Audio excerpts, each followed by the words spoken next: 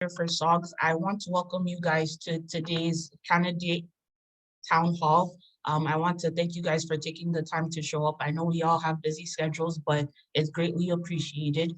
So we're going to, so just so you guys know, this event is being recorded and will also be posted on the SOGS YouTube account. If you have any questions or concerns, please let me know and I'll be happy to answer them to the best of my abilities. You can also email me at cro@sogs.ca. I know I have to remember that, but yeah, so that being said, today's agenda is we're going to start with a little introduction. I'm going to pass the Zoom call over to our candidate, Danica, to be discussing her platform. Then we're going to have a question and answer period and then closing and / reminders. So that being said, once again, once again, my name is Esther. I'm the Chief Returning Officer for SOGS, and I will be your moderator for today. So that being said, I am going to welcome our candidate, Danica. I don't want to butcher her last name, so I'm just going to just say Danica. She's going to start off with her candidate platform, and if you have any questions, you can raise up your hand after she's done, and we'll get her to answer them. So I'm going to stop talking now and pass the floor to Danica.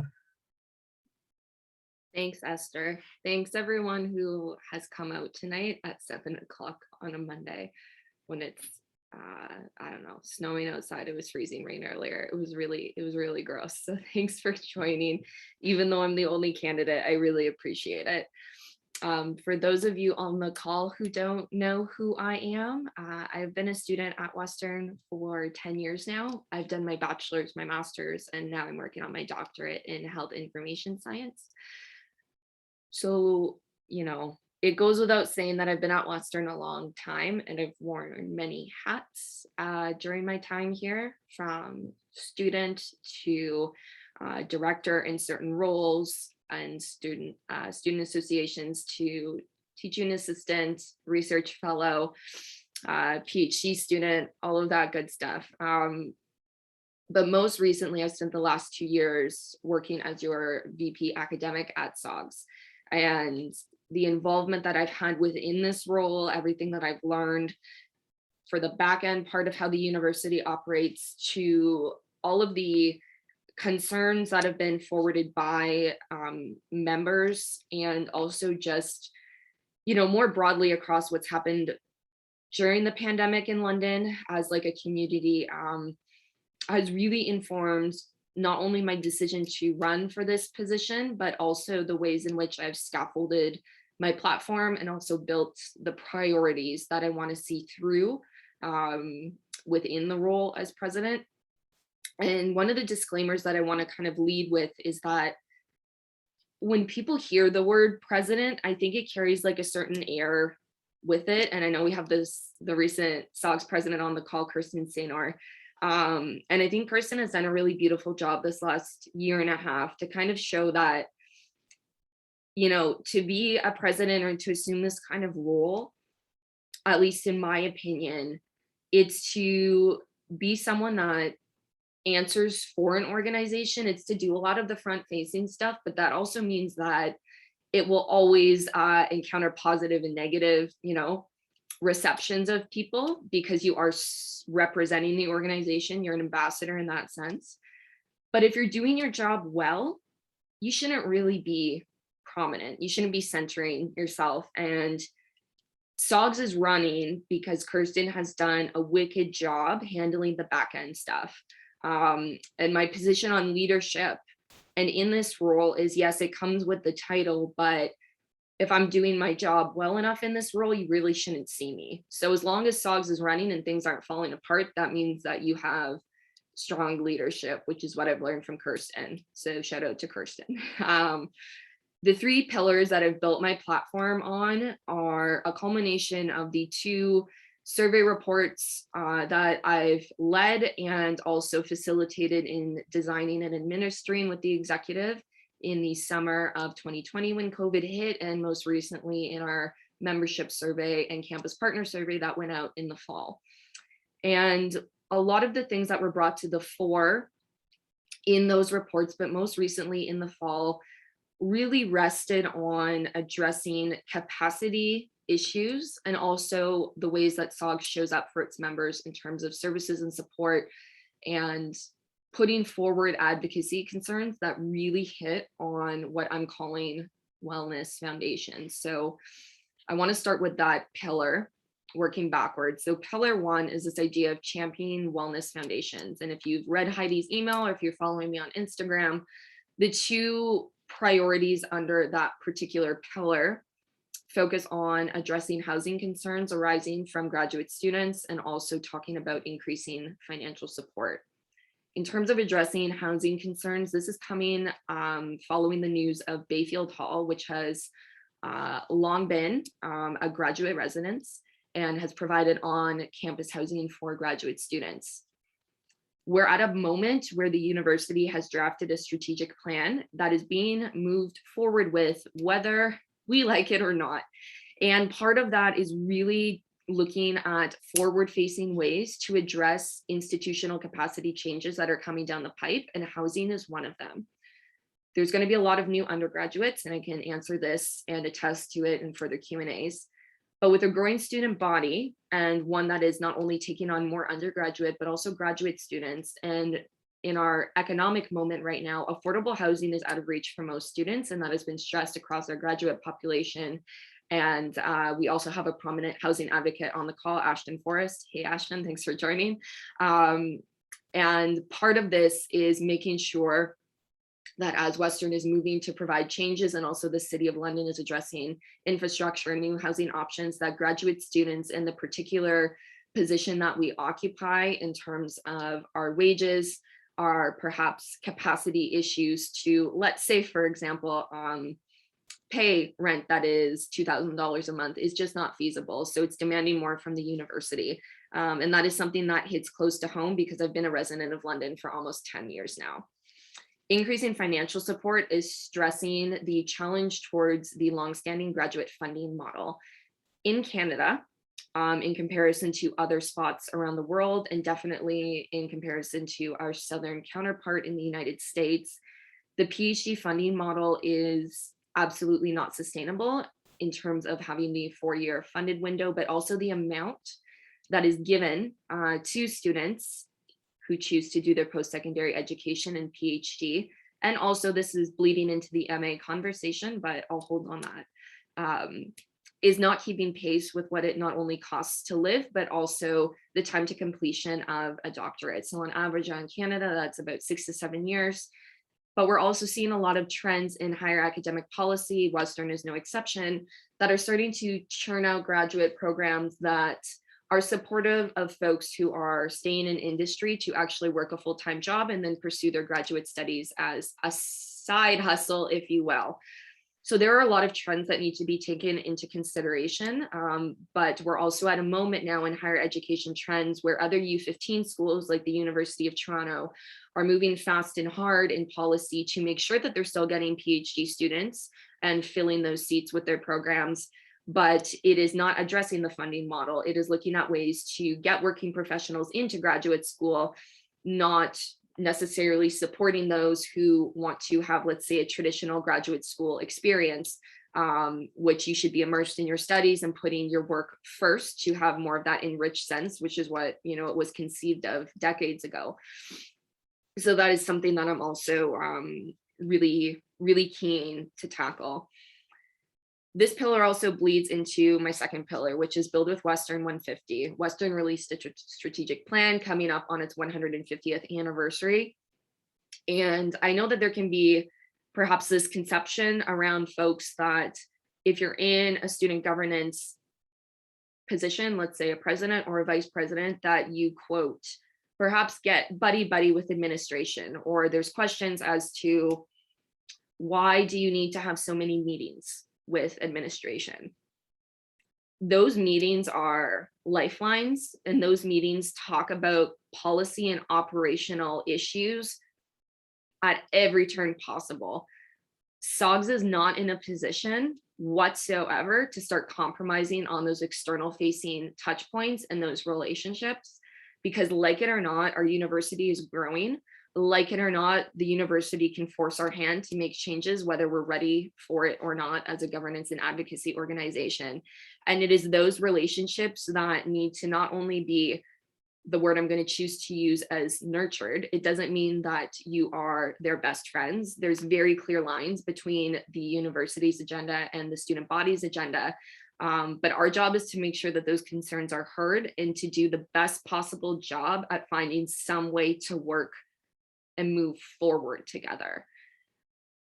And the people that you have in these roles, myself included, need to be held accountable to it. But the solution is not to get us to stop having, let's say, meetings. There's so much more to that kind of interaction than can be quantified or written down on a piece of paper. Part of my VP academic portfolio that you have probably seen was riddled with working groups, Senate subcommittees, which just probably seemed like glorified hours that I spent silent on a Zoom meeting, and that is not the case. I have learned so much about this university, and that's part of what eases my conscience taking on this role in terms of knowing what's coming down the pipe, what needs to be forward thinking, but also what are the politics of different bodies and working groups, because that is part of the relationship building phase. So if we're looking to build with Western 150 and make sure that our constituency is best taken care of,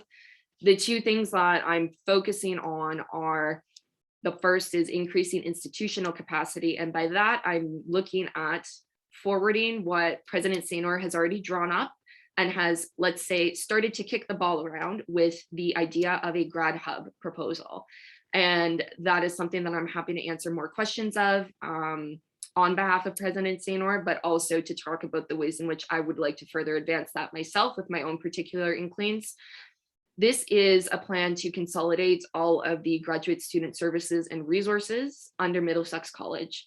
And this is a move that has been really, as President Saynor has demonstrated in their review of SOGS historical records, graduate students have wanted their own space on campus since the UCC was founded.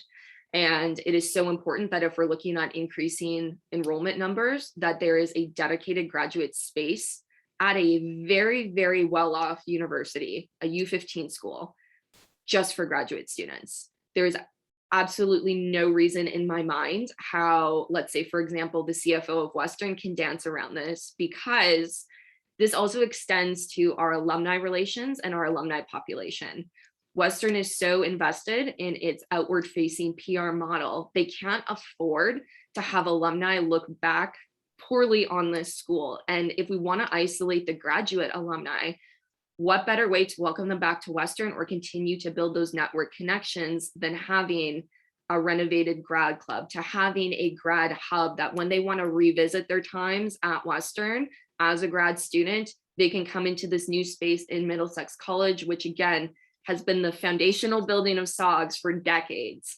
And adding to that, it is also asking Western to put their money where their mouth is in terms of supporting the graduate student constituency. You want to contribute to our resources, you want to help build this community, you would like to champion us as up and coming cutting edge researchers and scholars, you need to support us in ways that we can advance our academic connectivity and networking, our mental health and wellness that will extend to lounge rooms and or spaces that are not with undergraduates, which can be the students we oversee in a lab, the students that we TA for, even perhaps just the overwhelming age difference, because we also know that current trends in Canada are pointing towards more mature populations taking up graduate student work. We're seeing less and less of direct entry from undergraduates and more of folks who complete their undergrad, go work in industry, and then come back to graduate school later on in their late 20s or early 30s, and especially with families or dependents. Having them in the same mix of a room as 18-year-olds, in my opinion, shouldn't be the default setting. That should be optional. The second part is also increasing organizational capacity. Ad nauseum in our council records throughout the last couple of years, if you look at any point where our staff, our office staff, we have some lovely folks of them on the call. We have 4 full-time office staff members, Heidi, Raquel, Jessica, and our new one, Nick. SOGS would not run if these office staff members weren't employed, and it matters to us that it is them doing their jobs. I don't want to lose any of them. They are fantastic, and I'm going to get a little teary-eyed. But they are responsible for 6,000 grad students, and the fact that we haven't imploded on ourselves because of the massive volumes of graduate student bursaries and receipts that I see on Jessica's desk, or the inbox that Heidi and Raquel see every day, from handling comms work to financial records to the actual amount of work that Nick has done to make sure that we are keeping pace and being in accordance with not only provincial governance policy, but also doing environmental scans of comparable organizations to make sure that we're going to be okay when we need to switch legislation, is like unmatchable. My segue into this is saying we have a foundational infrastructure, but they need support. And right now, a solution that has come up from our surveys that has been asked of by our members with so much enthusiasm, that President Saynor has championed and has fought tooth and nail for, is to get more part-time contracts for our graduate student members to come help us at SOGS. This can be helping Heidi with communications, Jessica with administrative labor, Raquel does financial stuff, which is more of confidentiality matters, but also seeing what Nick could use with governance as well. We would love to employ our members, but also pay them a livable wage and contracts that will not only help shape their CV, but also show them how the back end of a not-for-profit organization runs. That is one of the goals that I am going to stake my flag on, and I'm taking down with me, so it's happening. The last part, and my pillar 3, is cultivating leadership. Similar to how I opened this spiel, leadership for me isn't corner offices and it's not titles. It is you as a person making someone else's life or position just a little bit better. The way that you can use your own strengths and your own talents to make a difference, even the smallest difference, is leadership. We've had students write to us talking about recent political events, just sharing their perspective and asking what they can do. We have folks on this call who I know are either active members in SOGS or non-executive officers who have taken it upon themselves to just put in some kind of service work, Esther included. This matters. And part of what I'm really hoping to do, and part of the conversations that I've been already involved in, is finding ways to not only celebrate inter-community support, but also find out ways that we can support our intra-community and the people that we work with on a daily basis. The inter-community support is something that I've worked on with PSAC 610, who is a foundational partner member, in my opinion. The last 2 years as your VP academic, we did not have a good relationship with them. We have worked really hard, and we've done that through standing meetings. We've done that through taking on different approaches to conflict resolution and listening sessions, the things that take a lot of time that matter. We're now at a point where our outgoing racial equity commissioner, Denise, myself, PSAC, we have drawn up what we're really excited about, called our Social Justice Community Awards, which are looking to support and just celebrate graduate students who go above and beyond their studies to make a difference in the London community with any kind of affiliated social justice cause. So as someone who has been in the planning stages of that, I'm really excited to launch it for next year and see how it goes. And we will get better from it, and we will advise the infrastructure as necessary. The last thing in terms of intra-community support, and this is coming from putting our student experience partners over at Western in a space where they're listening to us with what we want for not only professional development opportunities, but just ways to educate ourselves better, but in a way that makes sense for us. So one of the things that President Saynor, myself, the Vice President Student Services has been in conversation with are the sexual and gender-based violence educators at Student Experience. And Western as an institution is making a move for this kind of training. This is, again, a very small corner of a much larger puzzle. But what we've worked with them in a consultation capacity and what we're waiting to get back from them is tailored EDID training, but that being focused on the gender sexual-based violence piece. that recognizes all of the different power dynamics at play as a graduate student, and recognizing that, yes, when we are looking at, let's say, putting forth decolonial educational programming, or we're looking at having, just a general education workshop on equity, it's, in my opinion, making sure that those programs are tailored towards graduate students, and we don't have this overarching kind of approach to this kind of health and wellness programming, which lumps students in all together. And there's a danger in that, and the vice president advocacy and all of the community, committees that fall under his portfolio have done a really good job over the last couple of years to recognize that not only are students not all the same, but graduate students are not all the same. And with particular credence given to the ways in which we are students, but we may also be employees of the institution, but we also may be talking to mentors or a supervisor. We may also be teaching. We may also be parents with children or dependents and caring for older adults. And these nuances need to be accounted for. Otherwise, the programming isn't going to be effective, or it's at least not showing up for grad students in a way that we deserve. To put it into perspective, 1 in 5 students on Western's campus is a graduate student. 1 in 3 are international students. There are so many layered complexities that make up the group of who we are and what we deserve to have as paying students on this campus, that I would just really like to see realized. So if anything, the big takeaway that I'm hoping to get across with this town hall is forward thinking of how we're building with our institution and not letting our membership fall through the cracks in advanced planning. So getting ahead in those conversations, but also making sure that we're taking care of ourselves in the kind of people that we're aspiring to be, but also making sure that we're getting headway with some of the very foundational aspects that make our day-to-day lives just a little bit easier, inclusive of financial support and housing. The last thing I'll say before Esther goes for Q&A is I'm a big proponent of transparency. And part of what I've done on my Instagram account, but if you know me, which most of you do, as just a person, there's no such thing as perfect leadership. There's no such thing as, let's say, for example, getting everything that I set out to do done. And I know that. And I think that is one of the biggest issues, or at least if you're up to speed with the hot takes on the USC presidential election, we have some candidates that don't actually know what the USC president role entails and or what they can do in their capacity as president. So it's keeping a reality check on the avenues in which I can have influence, and then sometimes where my influence may need to be done through partnerships, through delegating to other people.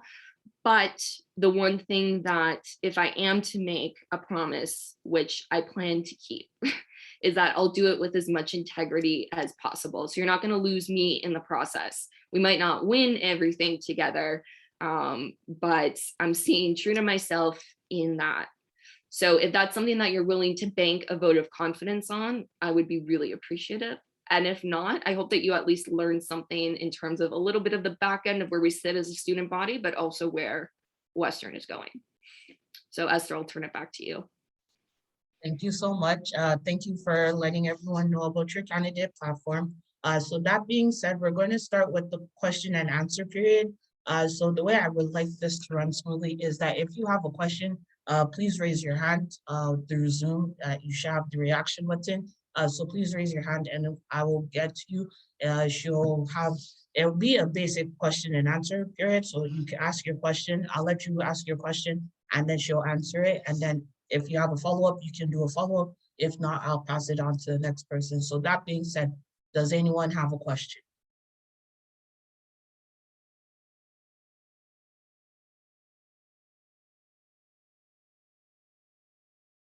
Don't be shy. I don't bite. I don't bite.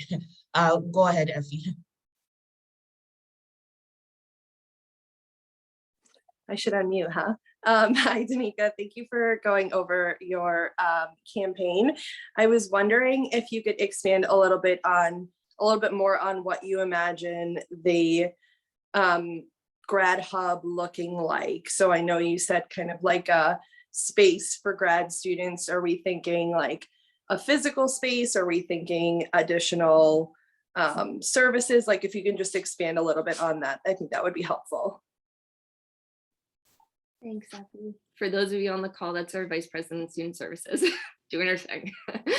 Yeah, so again, I am fully indebted to the current president, Kirsten Sainor, for drawing up this preliminary proposal, and also just being abreast of the conversations that are happening. So as it stands right now, the initial pitch is to consolidate some of the larger graduate-centered services and resources and co-locate all of them in the bottom of Middlesex College. So if you've been to the SOGS office, or if you've been to the grad club, or if you know the Middlesex College clock tower, that's where we are. So right now, and for a long time, if you're a grad student at Western, and let's say, for example, you're looking to get help as a TA, you're looking to find the SOGS office, maybe you're looking to get quiet study space or escape the undergrad masses on campus, you are running between multiple buildings, moving between multiple buildings. Apologies for the ableist language. So right now, PSAC 610 is located in the bottom of Somerville House, which is right across from UCC. Part of the plan is to bring PSAC 610, which is our graduate teaching assistant and postdoctoral union, again, a great sister organization, over to the bottom floor of Middlesex College and build it in with the SOGS office, or have it at least adjacent down the hall from us. This is a big move because of all the work that we do between our memberships. So every grad student at Western is a SOGS member, but not every graduate student at Western is a TA. So there are two different memberships, but we do have a majority that overlap in both. So I believe, if I'm recalling correctly, we have about 2,000 to 3,000 TAs on any given year. And that means that at least half of our membership is moving between the support services that SOGS offers, but also for the ones that PSAC 610 offer. Not only do we align with that, but in terms of our labor, our academic labor perspectives, our unified documents, which also detail our constitution and the general ethos and spirit of SOGS as an advocacy organization, we share an alignment with PSAC 610. So when it comes to advancing, let's say, an agenda for graduate students that benefits graduate students overall in terms of academic labor, in terms of, let's say, just liaising between their executive and our executive, having it in one spot will not only just build collegiality, but it'll also make sure that there is a dedicated space on campus for grad students. Part of what President Sainor has also built in addition to renovating and keeping the grad club where it is perhaps also building in a cafe to have more of like a cafe to go style, a lounge style. The classrooms, if you've been in the bottom of Middlesex College, were previously dedicated towards the Faculty of Information and Media Studies, which is what my doctorate is housed under. That faculty has a beautiful new building right at the corner across from the intramural fields, and it shares it with nursing. So those classrooms are no longer dedicated towards FIMS, but they have been used in the last couple of years since that faculty move for computer science, and sometimes you get a mathematics tutorial. But either way, the rooms are very, very small. They're not conducive for larger computer science classes, and they still have old school chalkboards. They do have projectors, but they are very, very old retro rooms. There's conversations to be had, and one of the things that has already happened to Middlesex, if you've noticed, I'm not sure if you have, but here we go, here's some tea, I guess. There is now a prayer space at the bottom of Middlesex College that was put in by Student Experience to complement their new space in the UCC, which is meant for any kind of group that participates in religious practice to use. So the prayer room that they put in in Middlesex College is beautifully outfitted with carpet and just space for those students who need to practice whatever worship is part of their life and whatever worship is important to them. The complimentary space at UCC, which again is open to all students to book out, grad students inclusive, is for, let's say, constituency groups to get together. So whether that may be a particular faith student group or club, to book space, but it can also just be open to allow commingling and interfaith conversations and practices to be held among students as well. So we're already starting to see a very tiny shift in student experience infiltrating the bottom of Middlesex College, which is okay, because again, that's open to all students, and it does really, really add a nice foundation to health and spiritual wellness.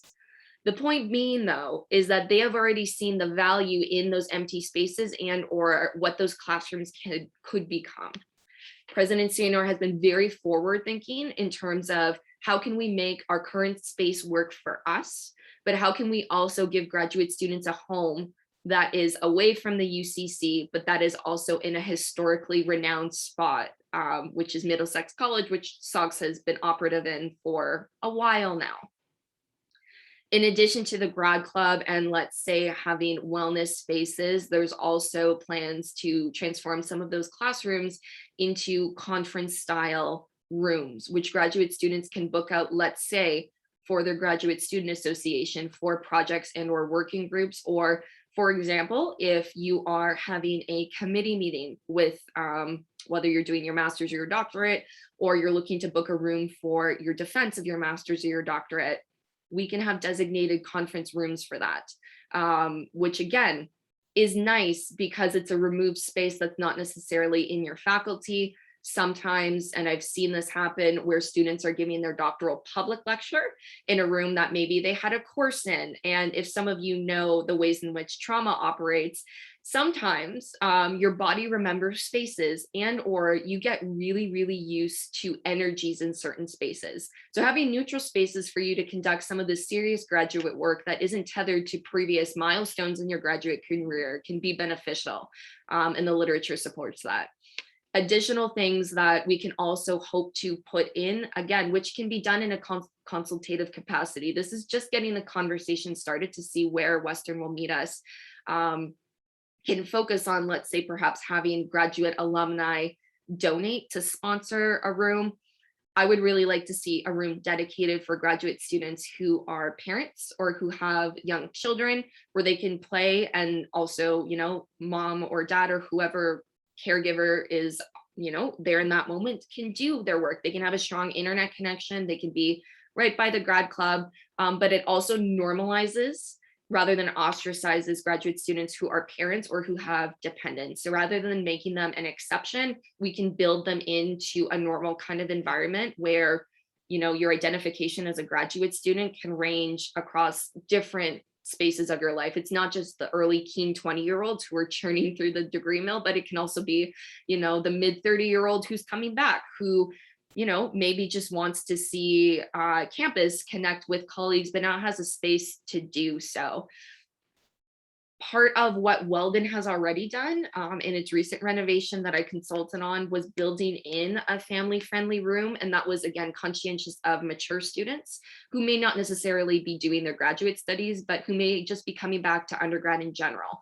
So they have a playroom set up for, again, this kind of split purpose between having your child with you and working, but also a kitchen to heat up things.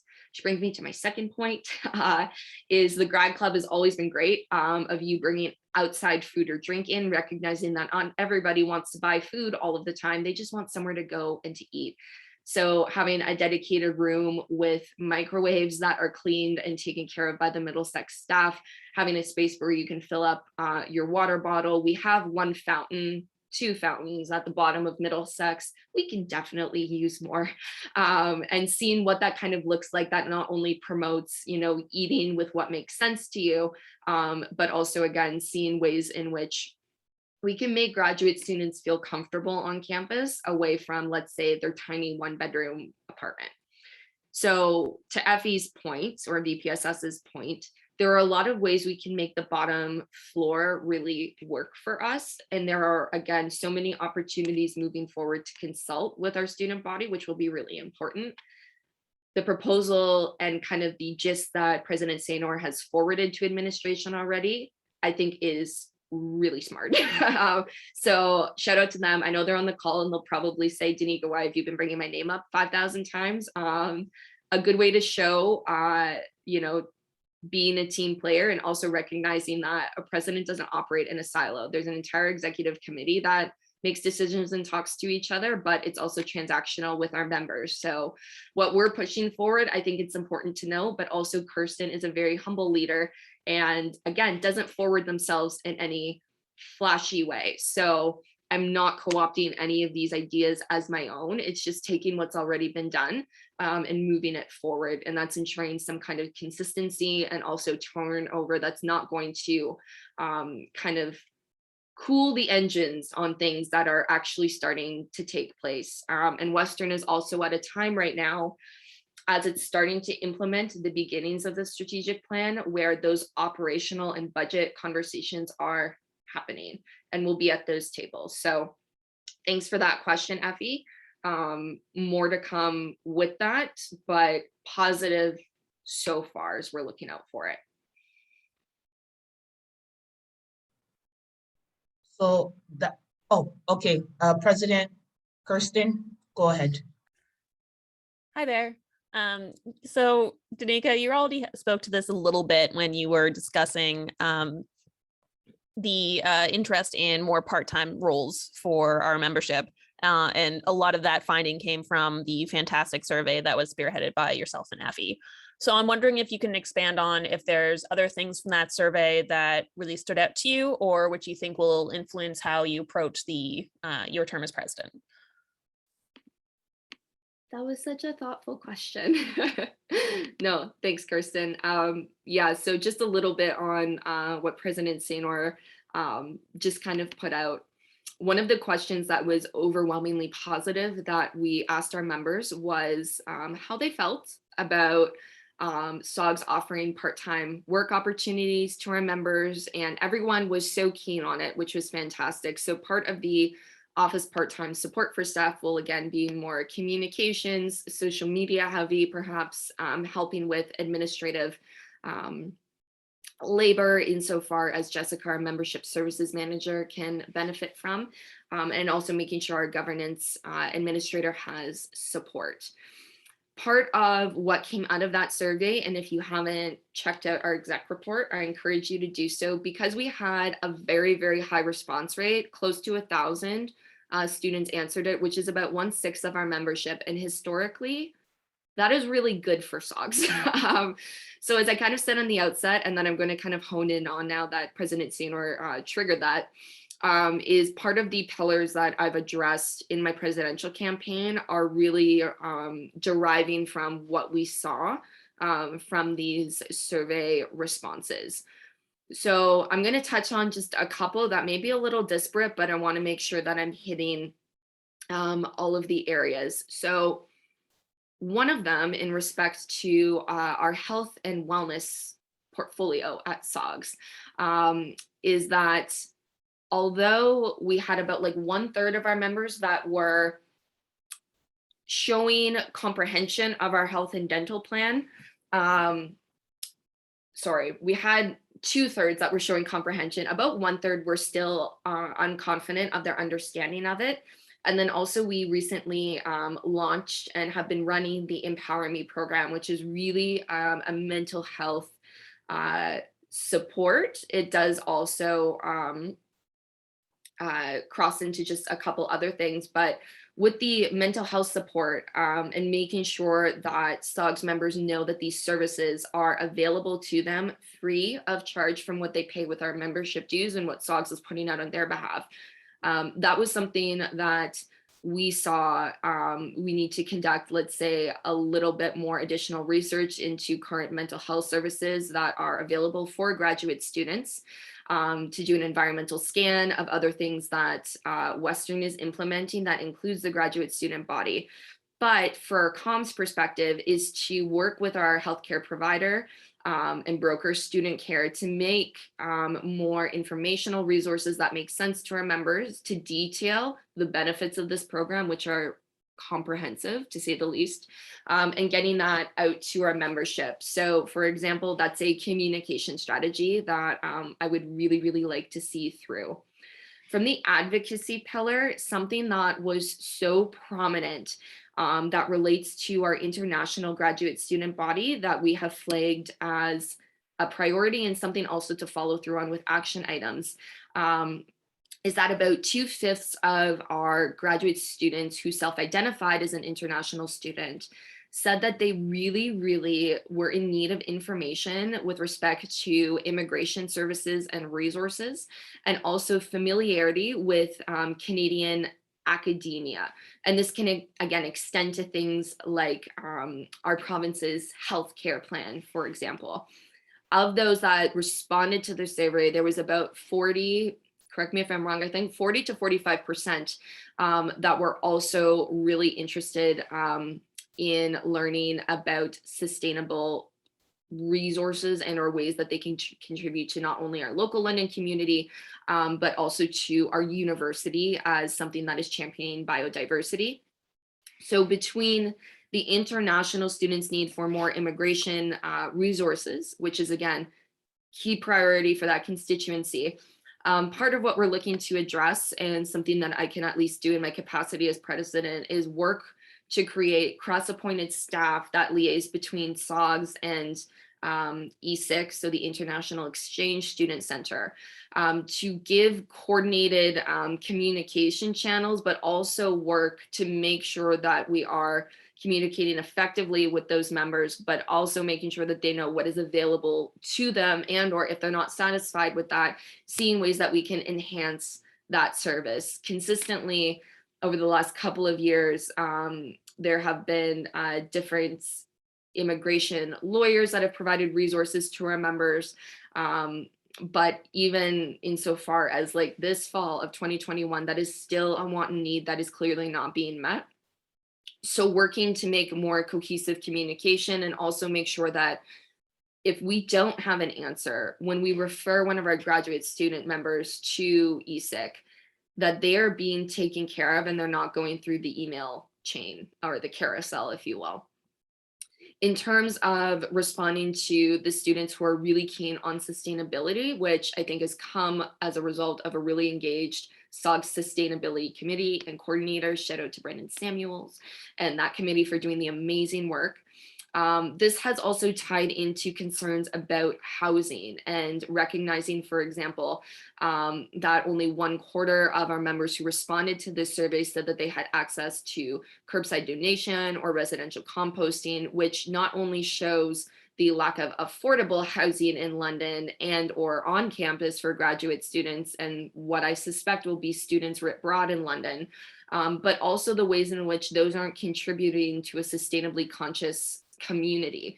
So working with the City of London, or for example, Ashton has been really engaged with the Safe Cities London Advisory Committee, which is looking at ways to improve our local London infrastructure and housing for marginalized groups, but looking at municipal and local initiatives that are tackling sustainability. So part of where I'm interested to take that conversation is to see what the Sustainability Committee is already doing, and then also see what Western is planning on doing with the strategic plan to emphasize their commitment to sustainability and how that can be built in as well. I know Becky, our VP Finance, and the Grad Club Committee has been really conscientious about the ways in which waste, and so not only food waste, but just waste in general, is handled at the Grad Club, which we own and operate, which is fantastic. And then also seeing ways in which we can make our administrative infrastructure at SOGS more friendly. There are practices in place which not be as eco-friendly, or let's say as sustainable as they can. The best way to at least start tackling those conversations is just to investigate what's going on and see if it can be imagined otherwise. And if not, see what kind of solutions can come of that conversation.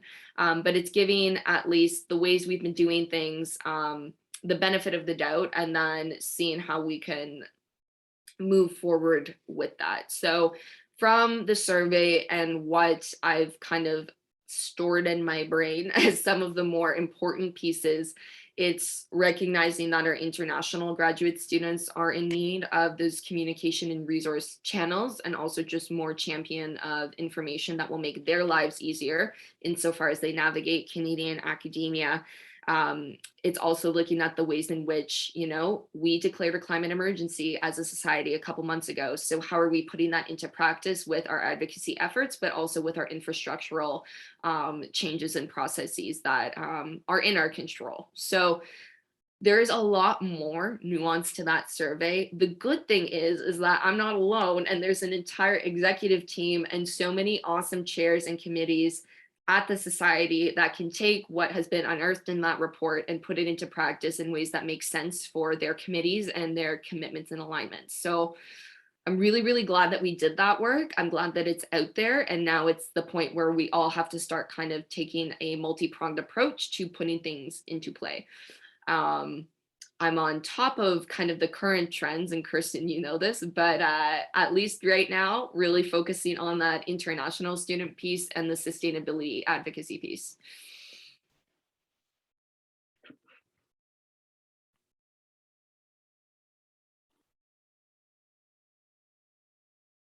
Sorry, I was struggling. That's okay. I was like, oh no, Esther, you're muted. So we are, Ashton, before we take your question, I'm just going to read a question that was emailed to us from Taryn, who's a biomedical student. Her question states that audited financial statements for the 2020-2021 year indicated that SOGS had a surplus of $100,407. Hopefully I'm saying that correct, of unused funds. The SOGS VP Finance opened a request form to the general membership for recommendation and surplus request. I don't know about the updates. If SOGS has unused money, why don't they arrange graduate seminars where students represent their research and based on their work get funds? The money could be used by different ways. Due to COVID, the students who were in their first year of biomedical PhD program did not get any extension facilities through our lab, though our lab was closed for 4 months, which is equal to 1 semester. As an international student, I am always concerned about the time limit and the money. I'm not telling give the funds to the random students. The money could be used for bigger interest rather than saved by years after years. That's a great question. And I'm going to light it up with my answer. So the ways in which SOGS spends its money, in particular with how it vets through its surplus, is done through procedures. And by procedures, I mean many eyes on many proposals that must go through in order for the society to make a move on it as a whole. So from a removed perspective, our council body is the highest governing body of authority, and that currently sits at about just over 100 people.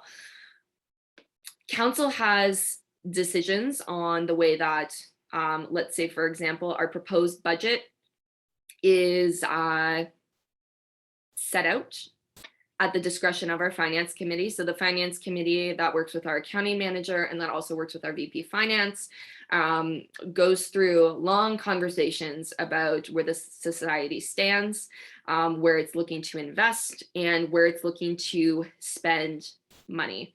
That will then get brought to council, which again, will have a time for review. And then when it comes to actually voting on our budget, that is passed by our general membership, which we just had a couple of weeks ago at our AGM. So that's kind of the procedure for how this goes. When it comes to surplus, I'm going on record right now. That number is a result of, let's say, not having certain line items spent because of COVID, just because of geographical and travel limitations. And also, let's say, for example, students just not, whether they are aware or not, coming out and using some of our supports, which is all well and good.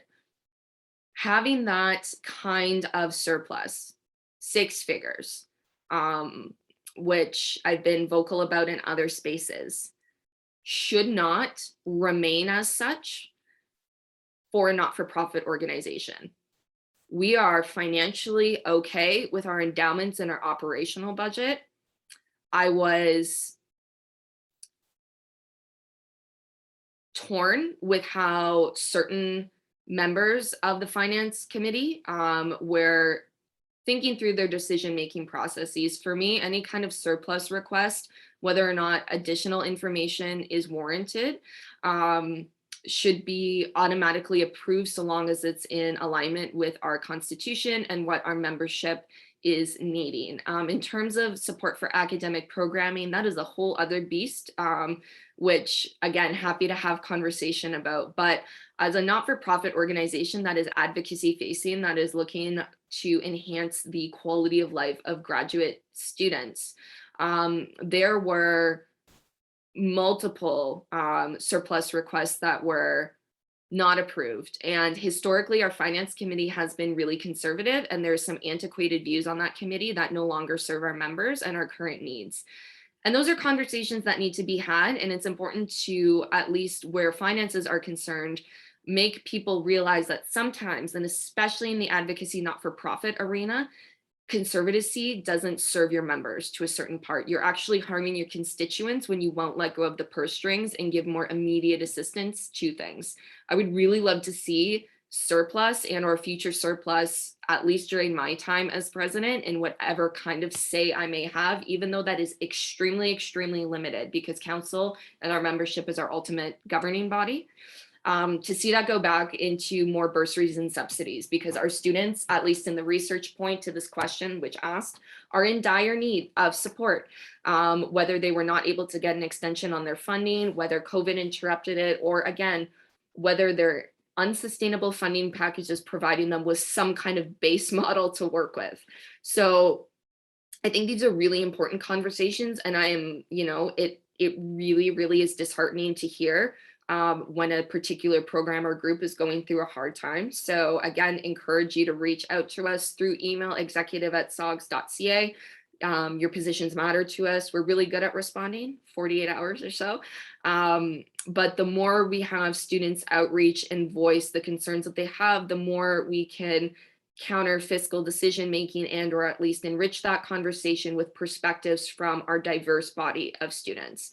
This is in no way slamming the finance committee, because they have done a fantastic job with making sure that our budget is outlined, and our VP Finance, Becky Horst, who has been in her role this last year, has done an unbelievable job sticking up for our members. It's just making sure that when we're having conversations that address surplus funds, we are being strategic, but we aren't being so nitpicky that things don't get pushed through.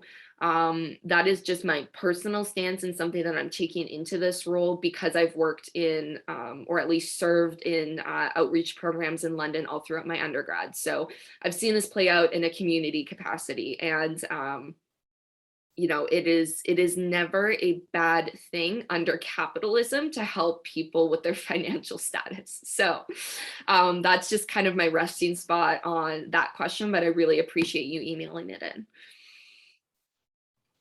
Thank you for answering. Ashton, I know you had a question, so the floor is open now, if you still want to ask your question. Sure. Hi, Danica. I love the way you and the execs have worked together over the years. I love the cooperation, the camaraderie, and how you guys respectfully engage with SOGS members. I have a few questions, so I'm just going to be kind of quick on some of them. The first one is, will there be another full-time staff in the office at some point? Just because I feel like as we grow again, there's only so much that part-time graduate students can do. And what I've learned from the staff in general, the history that comes with what's happened over the decades of the SOGS and how that comes forward in different discussions and how important that is. So having someone stay on full-time to be able to carry on the knowledge as council changes. Mm-hmm. I'll answer that question first, Ashton. So part of where I think SOGS needs to go is a complete structural overhaul. And that is what I know our governance and policy administrator, Nick, has been working on in terms of doing a governance audit on our current structure, which extends to our council body and figuring out how we need to best restructure and or work as a not-for-profit that is actually effective for the membership that we have. So right now with the numbers and my emotional little teary monologue about the staff, our staff cannot and is barely holding on to supporting our members in terms of the office infrastructure that I think would make the most sense given our numbers and the amount of students that deserve quality, empathetic, front-facing student work would be multiplying our current staffing model, by 3 or 4 to having at least a solid, double the full-time staff that we have right now to account for and then scaffolding, part-time labor and part-time positions as you see fit. Historically, we fought to get our current governance and policy administrator on board, and that person is not being respected in their role by members of the society, which is a problem. So right now, until we address the ways in which new staff are being regarded by our members, I am going to be very judicious of making sure that if we are going to start looking at proposing and slowly encroaching on hiring more full-time staff, that we're not going to have a repeat of what Nick has gone through this year. Part of that is people being resistant to change, which is, again, everybody's prerogative, but when it, starts affecting us operationally, we need to have a conversation. So I am really hoping that we will get more full-time staff, and once Nick has done his governance audit, we can have more frank conversation among the executive of what makes sense to move forward, to consult with our council body, and to put us in line with not-for-profit guidelines and policy and provincial legislative acts that are coming down the pipe. So at least in the interim, the part-time jobs for graduate students could be, and it's very fair to say, seem like a Band-Aid solution to a much larger structural problem. So I want to make sure that that is, clear from this perspective. However, the labor that they'll be undertaking and the direction from staff that they'll be receiving will still be greatly beneficial. And I hope, and I think it's our general goal, that there will always be part-time opportunities for students at SOGS, because it's a nice way to involve our membership, to again give employment opportunities, and to also have this nice co-working body of full-time staff members who are extremely educated in their own right, but also current students that are working on their own education. So right now, the comms and administrative part-time positions will be helping solve immediate needs that Heidi and Jessica do have. And it's something that is supported by our membership. So I'm really looking forward to that. But there's much more conversation to be had about the way we can build in full-time staff and also model ourselves off of some of comparable sister organizations that Nick is looking into. So really good question. Thank you for bringing that up. Okay, can I go into my next one? Absolutely. It's actually related to the point you just made about how staff are treated. But first, I just want to give a shout out to Nick. You're awesome. And I love his nuanced views on a lot of policy issues. So thanks, Nick. That was my next question did have to do with SOGS council culture and how we interact with each other, and how does it look like going forward in terms of resolving those conflicts that overtake council instead of doing the work that we were meant to do, which is serve the graduate population. I've seen it from being at a distance or up close, and when I was involved, that sometimes things easily get derailed because for some reason we just can't learn to work together in a way that's respectful, or bring up things ahead of time, or there seems to be games going on. So I'm not too sure what your plans are to address the culture within SOGS. Not to say it's everyone, but how do we address those issues so we can just focus on the bigger picture and the work that needs to be done? Yeah, no, I appreciate that question.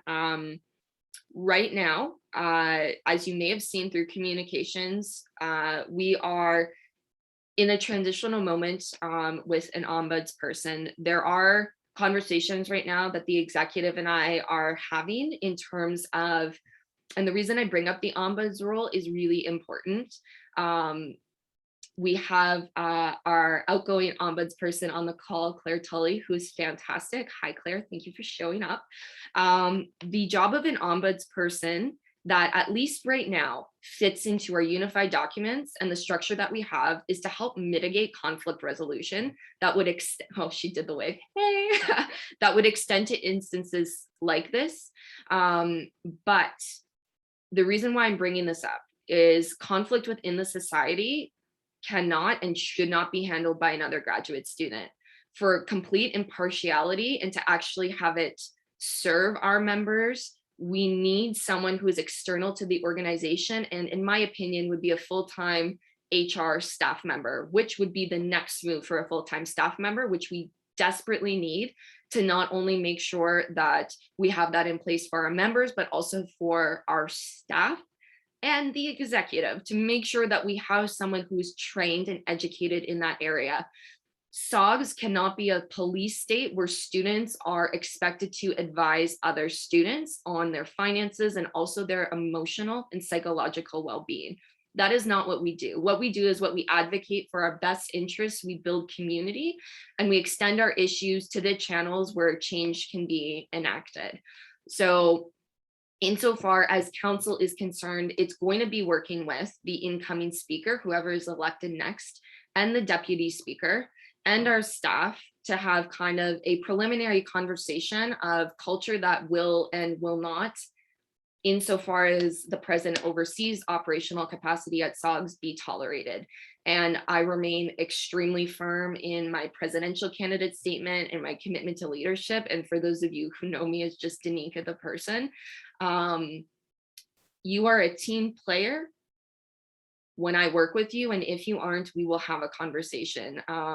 Because right now what you've highlighted, Ashton, is we have seen continuously disruption to our society's daily operations and also our council operations. There's a difference when it is being or having, let's say, contentious issues over the issues themselves. When we're having contentious issues that go 2 to 3 hours of ad nauseum conversation of people vocalizing minutia about bylaws, that is wasting everybody's time. And that's something that is not going to happen so long as I'm sitting in this role. And that is absolutely no shade thrown to President Saynor, because during their tenure as president, they have handled so many things behind the scenes that are confidential to a certain extent, that they just deserve all of the standing ovations possible. There's only so much energy you can do and give out in your term in certain oversight roles.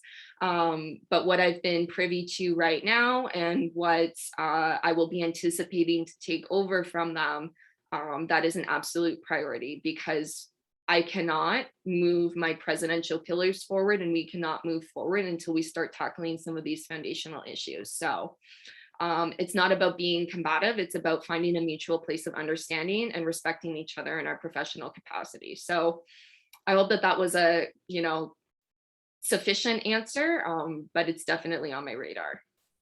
Definitely a sufficient answer. And thank you, President Senior, for your amazing service. Chair.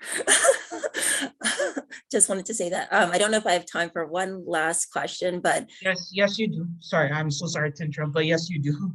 okay, great, because it's more of the as you mentioned before, I'm in the know in terms of EDI stuff that's happening in London, at Western, and generally in the province. And I guess my biggest concern is with how that's being framed. Again, in the strategic plan, there's not much emphasis placed on graduate students in that framework. So when we think about accessibility with student experience, a lot of the work is focused on undergrads, bringing them in, but there's not too much targeted at graduate students or even the international student body to better understand what accessibility looks like in Canada / more specifically Ontario. When it comes to gender-based violence, again, we're focusing on undergrads and resident training, but not too much directed at, again, graduate students and those coming in from other communities that might view these things differently. When it comes to racism, again, it seems to be mostly undergraduates, and it's sort of not really being attacked in intersectional way where we're thinking about the LGBTQ community, again, people with disabilities and whatnot. I'm wondering in your term as president, if there's a way that there could be greater advocacy to ensure that graduate students in all types of EDI or identity roles can feel represented. Like, as you mentioned, our vice president advocacy recognizes that graduate students are not all the same and have so many varying identity stories. How can we actually bring that all together so we can, again, move forward on those pillars that you've raised, but also not leaving anybody behind? Yeah, no, that's a beautiful question. And what I can detail in the answer that I'm about to give, which is a little frustrating at this point because there's a lot of moving pieces, but as of May 1st, Western's planning to have their new vice provost students filled, and that portfolio will start to be active over the summer in anticipation for the fall incoming classes.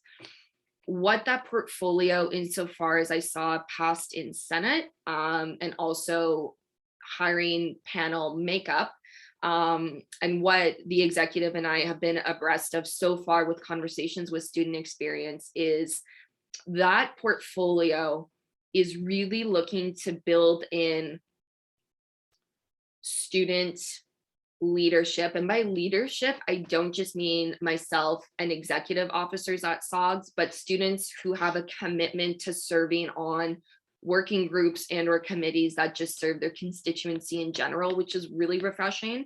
And again, something that we're aware of at the executive, but also something that I'm acutely aware of. In terms of they're collapsing the office of the registrar and student experience into the oversight of this one overarching portfolio, which means that, and insofar as we've been privy to these discussions, things that concern the student body writ broad, inclusive of undergrad and graduate populations, will have USC representatives, but there will always be, and there has been, space created for SOGS counterparts to sit in. So you'll always have the undergraduate and graduate perspective. The equity and EDI office, so Dr. Aloya's purview, is also going to be what it sounds like. And this is where I think I'm getting a bit scrambled because, again, it's not writ on paper yet, is they're looking to have joint working committees similar to what the Vice President Student Services sits on with the Student Services Committee, which has SOGS members, USC members, administrative representatives from the university on, that are all talking about things. So you have a multi-perspectival conversation going on between students in advocacy roles and administration. Part of what I'm hoping for and or will push for, at least in my role, is to make sure when they're forming these committees and they're really looking at, okay, how do we have meaningful student contributions? As a qualitative researcher, I'm acutely aware, and I've written and published on voice in these kind of power contexts, is making sure that those terms of references don't box us into always having, let's say, elected officials, or, for example, if it is someone that they want that has some kind of weight in SOGS, it's looking for, let's say, someone that the executive can appoint, or we can have a way that we can reach out to members to say, if these issues really impact you, if you're interested in taking on this work, talk to us and we'll be happy to connect you and make that work. I also want to be conscientious of the fact that when it comes to forwarding certain issues, if you're part of a constituency group that's affected by an issue, it is not your job to do that labor and to advocate for yourself. That has been the trend, what we've seen with marginalized groups in terms of race and gender and sexual orientation, discrimination as it's played out over the decades in student affairs. So it's also making sure that we're creating space for allies of those particular issues or constituency groups to also have meaningful collaboration. So those are some of the administrative structures that are coming down the pipe that we are acutely aware of, and I'm really interested to see how it plays out. And that also means that we're just going to have a broader shift of those conversations at the university, because I think what actually really, and I say really, like using that obnoxiously, because I've heard from administration that they are scared of us to a certain extent. SOGS has made a name for itself, and this iteration of the USC has made a name for itself because it has been a very vocal body over the last year. And scared in terms of they're curious to know what we think, or we are at least pushing them to a certain extent where we are always asking for more information or more detailed follow-up. So the level of engagement for student advocacy over this last year, which was again heightened by things that happened on this campus that were just really atrocious, has forced their hand to now have to, and I don't want to say cater, but cater to a really engaged student leadership population, which can work to our advantage to a certain extent. So again, it's not the default setting that you know, whatever is coming from administration is going to dictate what we do, but it's realizing or making sure that we are always being up to date with going on their end to make sure that we have a say in how things are structured. So the administrative piece is one. In terms of more of the advocacy and intersectional approaches that SOGS is taking, our vice president advocacy and our commissioners, old and new, Ashton, you are one of the outgoing ones, have been fantastic. And I think we are at the moment where the vice president advocacy has been doing great research and consultation with different groups to see how we can better support our members of marginalized groups from not only an advocacy perspective with those who self-identify with those constituency groups, but also to create space for allies to help forward those particular issues and have larger working bodies of students. Because to your point, Ashton, it is those advocacy issues, and when taken from an intersectional approach, can be extremely exhaustive. There's a lot of emotional and physical and psychological labor that goes into it, which lends itself nice to burnout. And one of the things in terms of a culture at SOGS that has always stayed on my radar, that I was susceptible during my time as VP academic, was burning out. And there's a way in which you can recognize what is imposed on you from a structure perspective, but then also the work that you take on to make sure that you have clear barriers and boundaries. So that is to say, with the roles that are being created and the different working groups that we have together, making sure that there is not only meaningful input from students and our constituency groups, but also hoping that they feel supported, and we're carving in boundaries to make sure that we're not sending them out to get burnt out, is something that, you know, has been on my radar and I've personally been, you know, susceptible to over the last year. And, you know, I only hope that at least in this year, as long as I'm in this seat, I can have some hand in that. And that's kind of the lens I'm taking.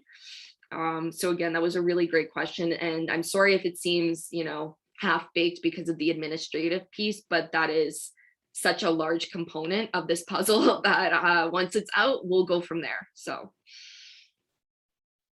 Oh no, your answer made complete sense, because yeah, there's so much changes at the university. We're getting into a provincial election in June. Then there's going to be a municipal one, September, October, can't remember when. So there's all of our community partners that will be shifting and changing, and their priorities might be different. So I'm glad that you at least recognize, or at least highlighted some things that are coming down, even though it might not be fleshed out. At least gives me hope that students can have a greater voice in these spaces, and then hopefully there's less resistance to change. And it sounds, as you said, that they're kind of scared, which I'm glad, because the whole reason why they exist is to better help us thrive. So they should be responding to our needs. So thank you. No problem. The floor is still open for any more questions. So if you have any questions, you can raise up your hand.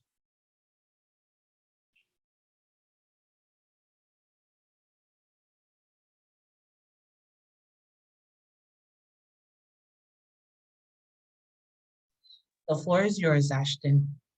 Yeah, I just wanted to say stuff if no one else was going to. One big thing that I'm concerned about is the CAS report. Oh wow, we've already passed the 1-year anniversary of its release, and that was like March 1st. But since the release of that report, a lot of things don't seem to be happening in the accessibility realms of what's happening at Western on the broad scale and what's happening in student experience in the small scale. Is there any insights of how to get more accountability in that area, or is it just a matter of waiting till the new students services person comes in for us to see more movement on that on that? Yeah, no, that's a good question. Part of what I know just from being everywhere that I have been over the last year, the release of that report was, yeah, extremely jarring. The ways in which they have put in staffing support has really not kept up pace at all this past year. I think, and again, I am not in behind the scenes of student experience, but I know that they have made small moves to at least begin to fill some of those roles that were vacant. So again, the manager of accessible education, the previous manager left, so that spot was vacant and they're working to fill it. But something that is currently an issue, which I know is being highlighted because of the ways in which the university is now responding to the gender and sexual violence education coordinator roles and kind of the demand for those support services, is that right now, as you, I know, have so much information, probably more at the fore than I do, but the counselors for accessible education, the ratio for counselors at our university per student body number. So let's say, for example, the amount of counselors we have is, from what I can remember, under 10 for the entire student body of Western. There is provincial legislation which dictates that for a particular accessible counselor, they should have X amount of cases. So there is a threshold to their caseload. I do not have the numbers, but I do know that our current accessibility counselors are way beyond their caseload. And that is purely a capacity issue that Western needs to fix yesterday. When it comes to talking about implementing counselors to further support the agenda now of the sexual and gender-based violence demand that's come up on campus, again, it is a caseload question. We're looking at a capacity issue. The ways in which we can, at least from the SOGS perspective, raise those comments, and from some of the issues that have been highlighted by our current peer advisor, Kevin Moore, who's on the call, from what he's seen in his capacity as peer advisor and some of the trends and themes that he's seen across academic grievances or probationary grievances with our graduate students, is there is just not enough support. And the more data and or the more evidence we have in our hand to substantiate the claims and grievances that we're making, the more we can get ahead with certain conversations. So we're in an institution where data has power, and where things like launching 2 membership surveys carries weight for our campus partners. If we're to advance our agenda, if we're to get things done that we hope will make our constituency stronger and more taken care of, we need to meet them halfway. And for them, it is not to say this is what we've heard through the grapevine. That's all well and dandy, but to actually make actionable change, it's saying, okay, 1/6 of our membership from this particular iteration of a snapshot of what was going on at this moment in time said this, and we have evidence to support these claims that we are telling you are a priority. That is the machine of higher education, and we can't overturn that at SOGS, and we're conscientious of that. So we're doing what we can. With the accessibility piece, and I know you and our current accessibility commissioner, Elizabeth Mueller, have been incredibly active in those spaces. It's also making sure that when we are, let's say, for example, asked to fill seats on, let's say, hiring committees through the executive, and let's say, for example, they want someone from SOGS, it's, you know, doing our consultation work to make sure that particular issues are forwarded, but also extending opportunities to other members. with the particular case report, I'm waiting, or I'm curious to see what the new manager of accessible education will put forward, because that is going to be such a lofty thing to tackle. Insofar as insider information, there hasn't been much. If anything, the VPSS would have some kind of, you know, they would probably be the first one to get something, or at least have some kind of thing go through their inbox that is showing that the university is making moves. But Effie's excellent at her job, and we've heard nothing so far. So right now, I think at least what is kind of making the gears turn is that they are desperately trying to make sure that what is coming out of the action committee for the sexual and gender-based violence, insofar as recommendations, are put at the fore. And that's an opportune time to then again address other things like that report that came out, which were atrocious, to say, okay, well, you're very quick to respond to this with the public pressure. What about this? That's been on the back end. And the most we can do, which again, in our capacity does make a difference, is in those meetings with student experience that we have monthly as an executive, when they're asking us, what do we need, or what do graduate students need? This is where there's clear alignment between the graduate and undergraduate population, is we need proportionate services and or service-driven roles that help with marginalized groups and or equity, diversity, and inclusivity initiatives that's proportionate to our student body. And we will, you know, say that until we're blue in the face. So that's kind of just my answer right now. Again, I'm curious to see how that role plays out in the next month or so, because they are doing just like a really big hire across the board for some of those student experience roles. So yeah, that's what I got for you right now, Ashton. Oh, that's great. Like, I'm just like, I know they're doing lots of hiring. It just feels like there's been a lot of people falling through the cracks during this. Yeah. People leaving Western or going to Ivy or going elsewhere, that a lot of people are, lots of things have been put on the back burner. And I know there's been a lot of discussion within the accessibility disability community about not having everything accessibility in student services, but that it's supposed to be integrated throughout the university. And we don't really see any leadership from, like, where does that sit? Would it be in EDI? Would it be in facilities management? Like, do we need to create an AVP accessibility or something? I'm not too sure, but like, there needs to be some sort of I guess global charge in accessibility issues, not just in the student services area. No, and I think you're on the nose with that. Is like, there needs to be a general oversight body, because right now, like, the manager of accessible education is again looking at accommodations, and that's, you know what I mean, like, to what I think you're trying to illustrate, like, it is a very limited purview of a much larger, like, institutional problem that we know we've had for a very long time. And I know it's across like bits of this strategic plan. So yeah, at this point, Danica, the person, isn't confident answering that, but we'll keep you posted on what's coming down the pipe. Sounds great. Thank you. We have time for 2 more questions. So if you have a question, you can raise up your hand and the floor will be open. I forgot this was on Facebook, Esther. I just saw that.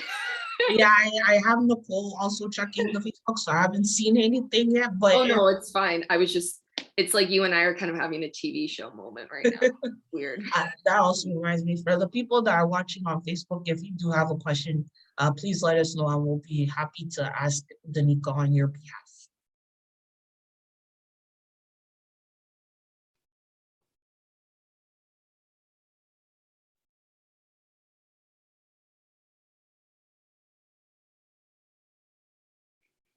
I know we're both bouncing back and forth.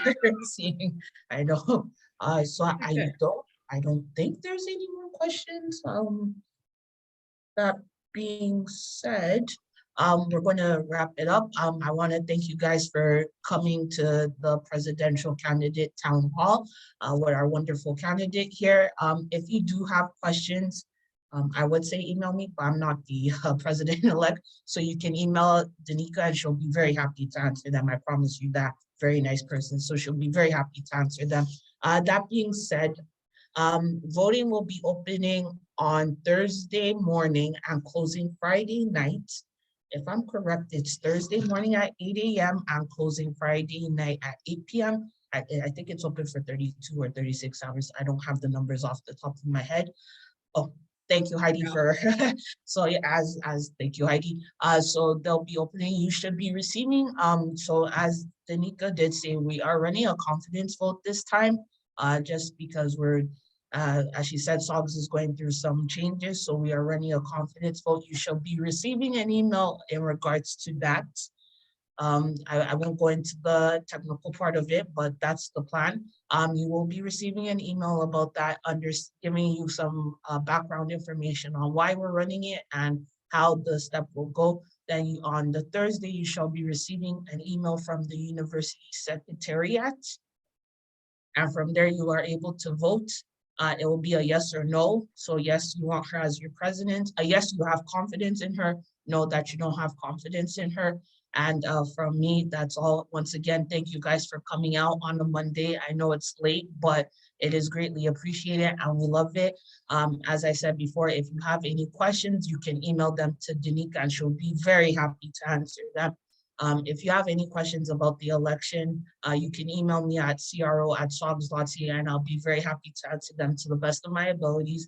So I'm going to stop rambling now. But other than that, thank you guys for coming in. And from there, that's once again, I'm Esther, your CRO. I want to thank Heidi, Nick, Nicole for being a background support, Heidi and Nick for assisting me, Nicole for checking on the Facebook and the Discord and everything else. And for Danica for showing up, it means a lot. So once again, thank you so much. And as of now, I'm going to end our wonderful town hall. Have a nice night, everyone. Thanks, everyone. Thanks, Esther.